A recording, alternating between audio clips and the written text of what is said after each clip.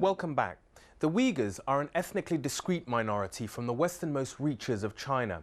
They claim to have been oppressed for decades, but one group of Uyghurs who tried to escape jumped out of the frying pan and into the fire.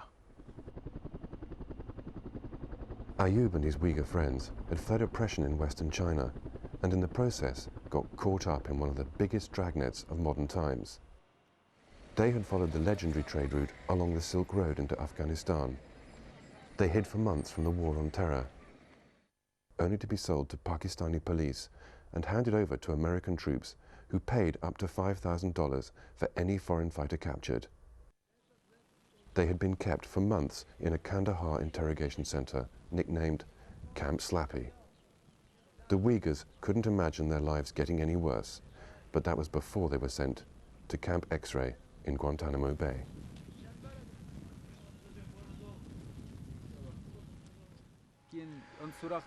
When we got to Guantanamo, there was more interrogation. They were asking the same questions as they had asked us in the Kandahar base, and my answers were the same. Finally, they said, "Okay, we believe you. We realize you were just at the wrong place at the wrong time. We have no problem with you. In fact, we'll help you." And so we believed them. We were even grateful. Later on, when nothing changed, then our attitude began changing. There was no difference in the treatment between the guilty and us, who were innocent. We wanted the world to know about us. We went on a silent hunger strike for 15 days. Some of us collapsed. Medical staff came and took them away. Then the general comes.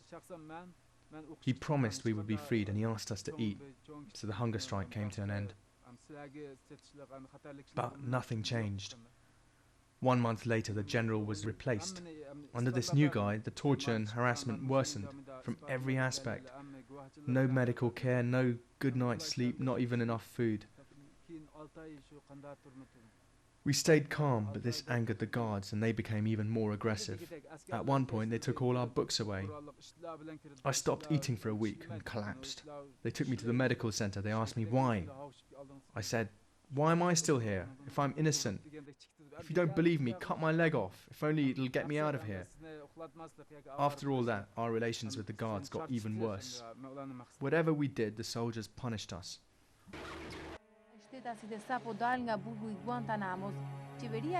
After 4.5 years in Guantanamo Bay, Ayub and his friends were finally released, without even an apology. Next stop, Albania. The Albanian government was the only one amongst all the coalition of the willing to take them. Many believe Albania is trying to win support and aid from the United States government. But this was no help to Ayub and his friends. They were given no money, no documents, not even a single piece of paper to explain what had happened to them and why. Now there is nowhere else for them to go.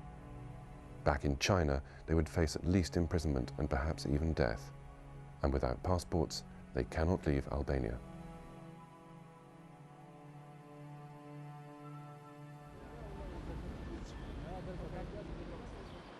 When we arrived in Albania, we couldn't find anything to read. There was nothing we could listen to, nobody who could speak our language. There wasn't one piece of paper we could understand. Even now, we find it really hard just going to the shops. And what if we get sick? We can't even explain what's wrong with us.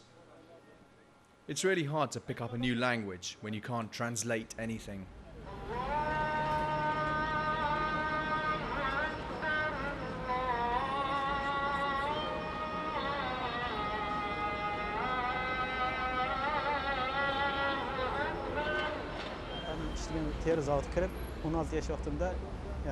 I left China for political and financial reasons.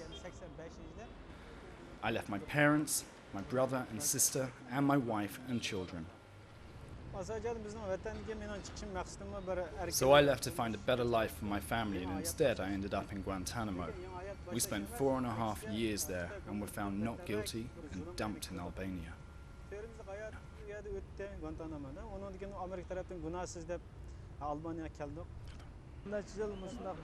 5 years of our lives have been destroyed by the Americans. We can never go home. We will not be able to see our homeland for the rest of our lives. We have no chance to see our parents, and we cannot be reunited with our wives and children. We are the only Uyghurs in Albania, and we are unable to bring our families here. Our future is in total chaos. Ayub and the others are housed in a refugee center in a rundown part of Tirana. Our film crew wasn't allowed inside, so an Albanian friend did some filming for us.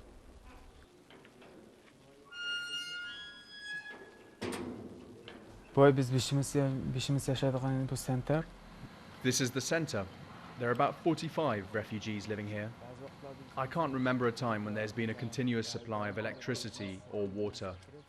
Often we'll go for 3 or 4 days without running water, so we have to get water from outside for drinking, cooking and washing. These are the bars on our windows. The center is surrounded by a high wall. Above the wall is an electric fence. It's exactly like a prison. The center is guarded by armed men. Everyone going in or out is checked by them. Even our lawyer from America, his bags are searched one by one. His shaving cream, everything he has gets checked by the guards. The men live in conditions little better than prison. The refugee center houses Africans, Kurds, Iraqis and others. We have 4 rooms between the 5 of us. Each bedroom is 3 meters by 3 meters. We have 2 small beds in each room. We decided to set one room aside for cooking and praying. This is the bedroom I share. I can't remember a time in the last 6 years when I've had any privacy. In Guantanamo, I kept dreaming that I was back home with my family. I'm about to get married. My parents and all my family are around me. It's a very happy moment. Now I have another dream where I see these tough strangers who catch me and tie me up and try to kill me. I always wake up terrified. For 5 years, Ayub has had no contact with his family. Now a friend in Kyrgyzstan has sent him a laptop containing images from home. Could this be the first good news he's had for a very long time?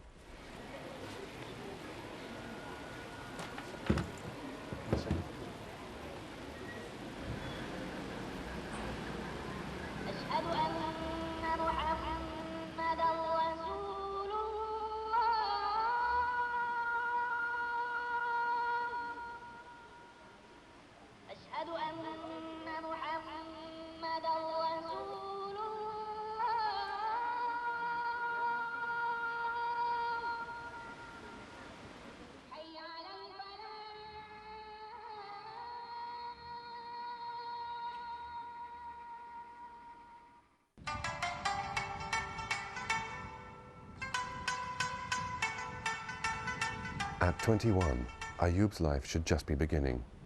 But he's been robbed of his youth, and he feels like his life is over. The Uyghurs have been left in a legal limbo on a foreign shore with no way out. They are, however, the lucky ones. 17 other Uyghurs are still held captive in America's most notorious jail. Now everything has changed. I have no papers, nothing. Even my dreams have been destroyed. I used to be such a proud and happy guy. Now I have nothing. I don't have a future. I think I've lost all hope. There's no satisfactory solution in sight for Ayub and his friends, and although they are now free, it is indeed a strange kind of freedom. Thank you for watching, and I hope to see you next time on Witness.